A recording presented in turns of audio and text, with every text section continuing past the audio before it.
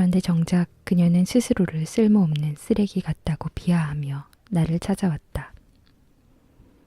알고 보니 그녀는 대기업 입사에 병적일 정도의 집착을 가지고 있었다.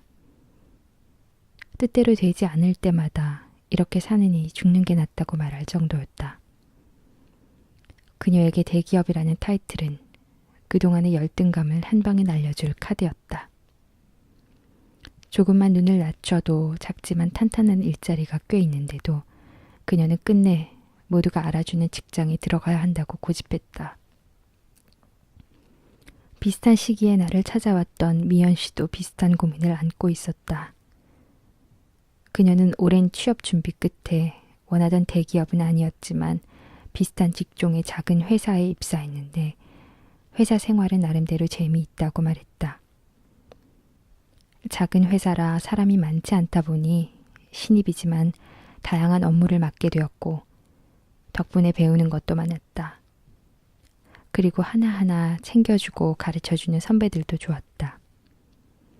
그런데 대학교 동기나 선후배를 만나면 자꾸만 작아지는 느낌이 든다고 했다. 누구나 알만한 대기업에 취업한 동기는 보란듯이 사람들에게 명함을 내미는데 그녀는 왠지 모를 부끄러움으로 선뜻 명함을 내밀지 못했다. 사람들이 너도 나도 그 동기에게 취업 비법을 묻고 소개팅을 주선해주겠다는 말을 할 때는 슬쩍 자리를 피하기도 했다. 자격지심일 수도 있지만 그녀에게는 아무도 관심을 가지지 않았기 때문이다. 나름대로 열심히 살고 있다고 믿었지만 순간 직장에 대한 회의가 밀려오는 것은 어쩔 수 없었다. 한때는 매일같이 붙어 다니던 친구들에게 느껴지는 위화감도 싫었다. 자존심이 상한 그녀는 차츰 대학교 모임의 발길을 끊게 되었고 더 늦기 전에 대기업으로의 이직을 시도해야 하나 고민하고 있다. 젊은 시절에 가장 중요한 인생의 과업을 꼽으라면 일과 결혼을 빼놓을 수 없을 것이다. 하지만 생애 주기대로 차곡차곡 살아가기가 녹록지 않은 세상이다. 죽어라 노력해도 열리지 않는 취업의 문 앞에서 좌절한 청춘의 뒷모습을 보고 마음이 아프지 않은 어른들이 있을까?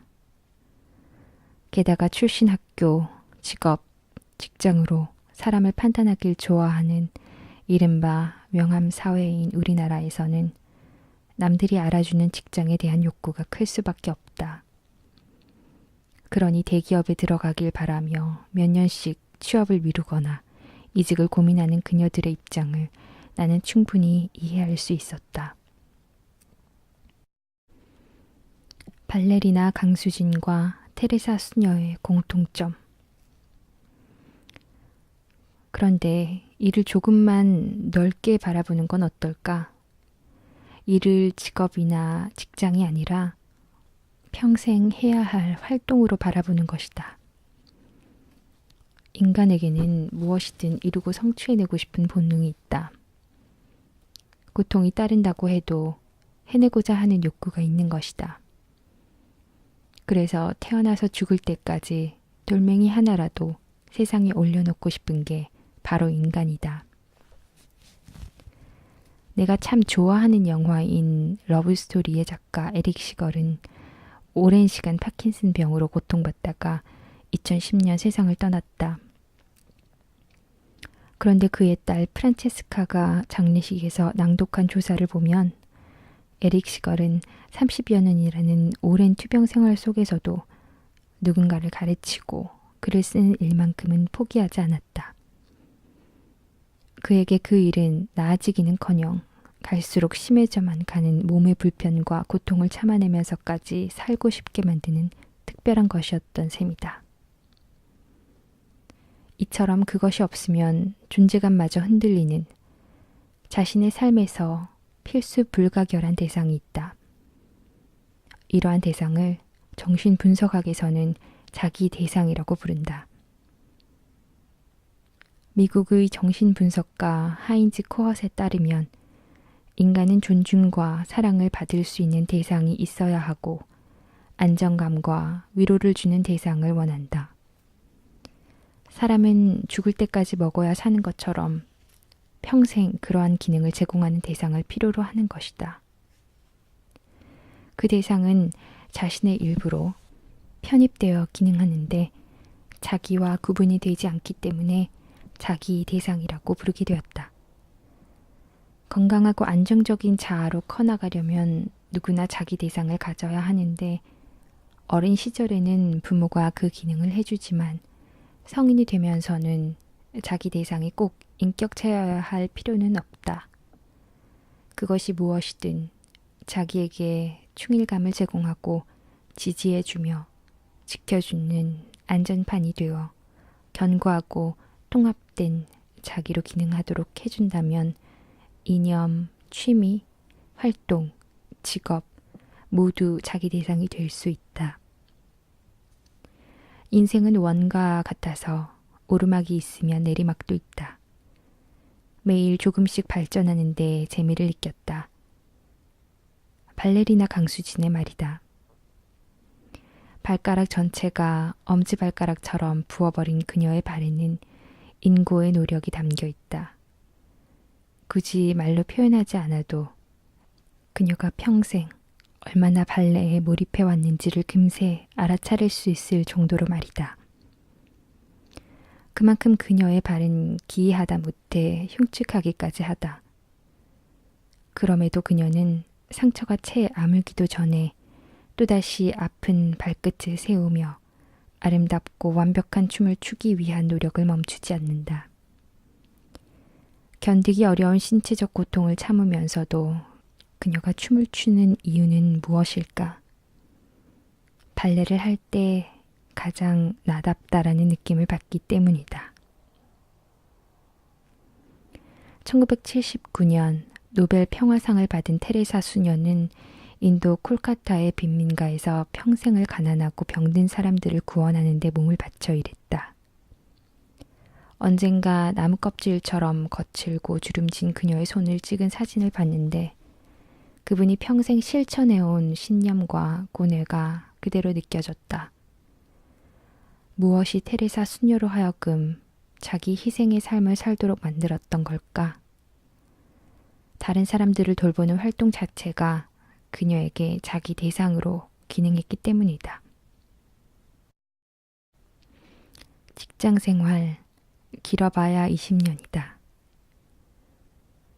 이처럼 일을 자기 대상이라는 관점에서 바라보면 남들이 알아주는 직업이나 안정된 직장을 가져야 훌륭하다는 세상의 시선에서 조금은 자유로워질 수 있다. 일본 드라마 프리터, 집을 사다의 주인공 세이지는 동네 아주머니들에게 왕따를 당하는 엄마에게 집을 사주고 싶어 한다. 하지만 일자리를 구하기가 어려워 일단 도로를 만드는 공사장에서 아르바이트를 하게 되는데 그 중에서 잊혀지지 않는 장면이 하나가 있다. 세이지가 공사장 인부들에게 공사 일이 천직이라며 지켜 세워주더니 나도 빨리 직업 소개소에 가봐야 하는데 라고 말하는 장면이다. 그 말 속에는 당신들은 이 일을 직업으로 삼아도 되는 사람이지만 나에게 이 일은 아르바이트 이상은 아니다 라는 뜻이 담겨 있었다. 그런데 나중에 세이지는 대기업에 붙지만 안정된 직장을 포기하고 공사장에 취업한다.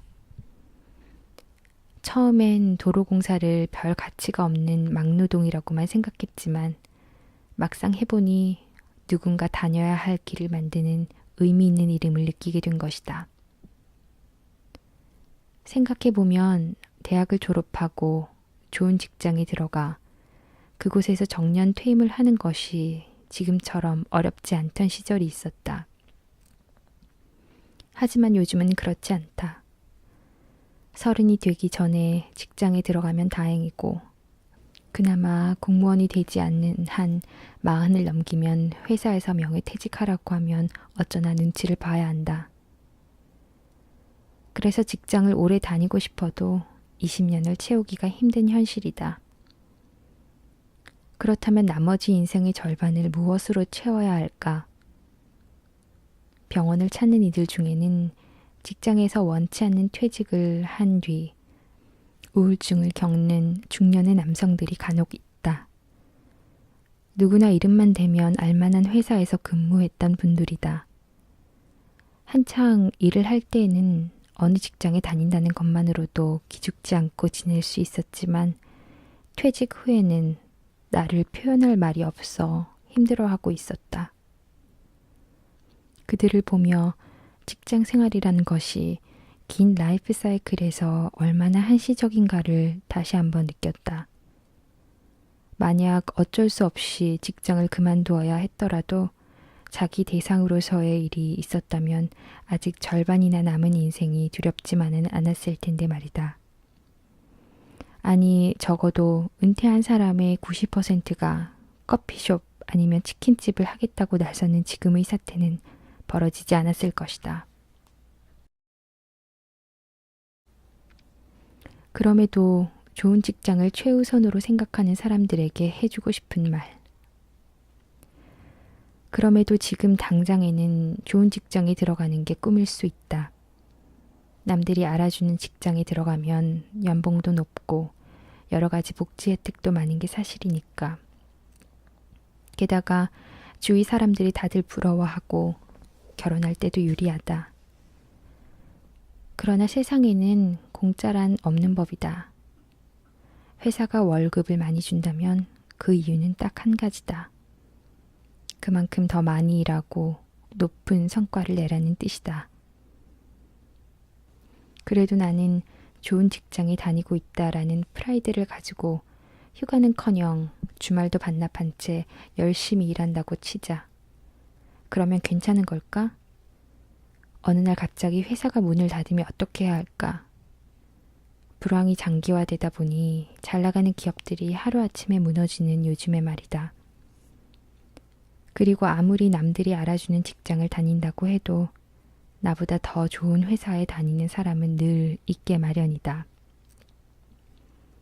그러면 지금 다니는 회사는 또 마음에 안 들고 자신 역시 초라하게 느껴질 수밖에 없다. 끝내 어디서도 만족할 수 없게 되는 것이다. 그러니 좋은 직장에 들어가지 않으면 마치 인생이 끝나는 것처럼 생각하지 마라. 좋은 직장이 모든 걸 해결해주는 시대는 이미 지나갔다. 이제는 어느 곳이냐가 아니라 무엇을 배우느냐가 더 중요하다. 독일에 사는 고고학자이자 소설가인 허수경 씨는 인터뷰에서 뙤약볕에서 발굴하거나 컴퓨터 앞에서 글을 쓰거나 둘 다 고행인 것은 마찬가지라면서 단지 발굴을 2개월 하면 살이 7kg이 빠지고 글을 2개월 쓰면 7kg이 늘어난다는 차이밖에 없다고 했다. 그녀의 말에서 나는 어떤 일을 하고 있다고 자신 있게 말할 수 있는 사람은 남들이 알아주는 번듯한 직장에 다니는 사람이 아니라 그 일을 자기 것으로 만들기 위해 최선을 다하며 그 과정을 꿋꿋하게 버텨내고 있는 사람이 아닐까 하는 생각이 들었다. 따라 경제 사정은 한동안 나아질 기미가 없다고들 한다. 사는 게 불안해질수록 안정된 직장, 수입이 괜찮은 직업이 좋은 일이라는 시선이 견고하게 굳어질 가능성이 높다. 하지만 그럴수록 한 발자국 떨어져 생각해 보아라. 직장 생활은 생각보다 짧고 인생은 훨씬 길다. 이를 단순한 돈벌이나 남들에게 보여주기 위한 계급장처럼 여기는 사람에겐 일이란 해야 할 의무에 지나지 않지만 이를 무엇과도 바꿀 수 없는 나를 나답게 만들어주는 자기 대상으로 삼는다면 오래도록 너에게 든든한 존재감과 성취를 가져다 줄 것이다. 그것만큼 인생에서 든든한 것도 없을 것이다.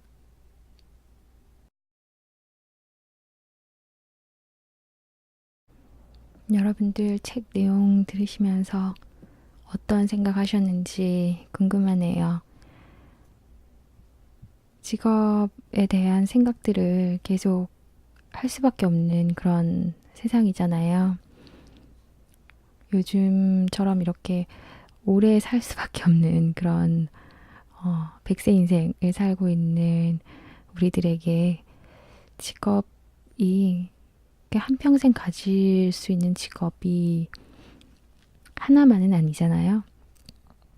그래서 저도 이제 다양한 것들에 눈을 돌려보고 있는데요. 세상에 어떻게 보면 할 것도 많고 다양한 직업들도 참 많은 것 같아요.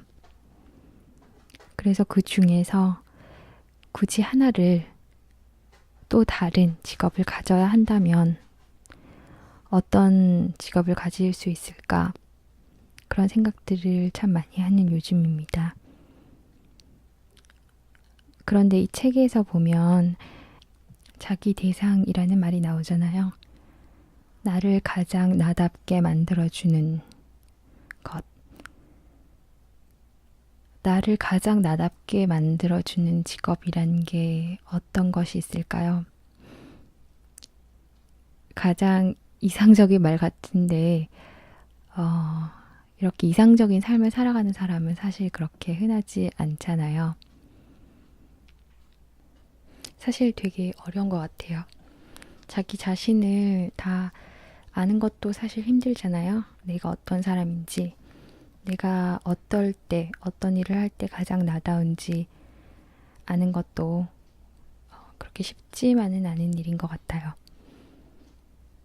하지만 사실 조금 다르게 생각해 볼 때, 어, 나에게 이 일만은 정말 맞지 않다.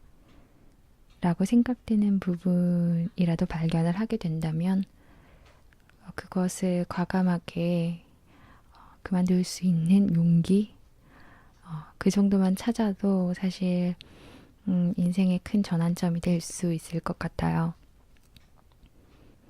여러분들이 가장 자기 자신다워질 때가 언제인가요? 내가 가장 나다워질 때, 내가 어떤 일을 할 때 가장 나다워지는지 여러분들의 의견도 궁금합니다. 혹시라도 저의 채널을 들어주시는 분들께서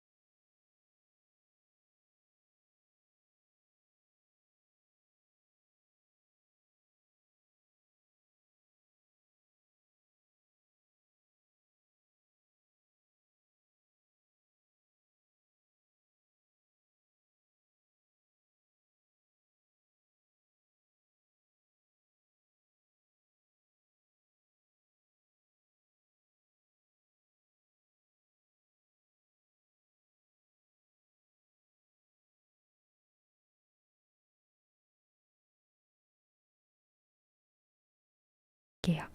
감사합니다.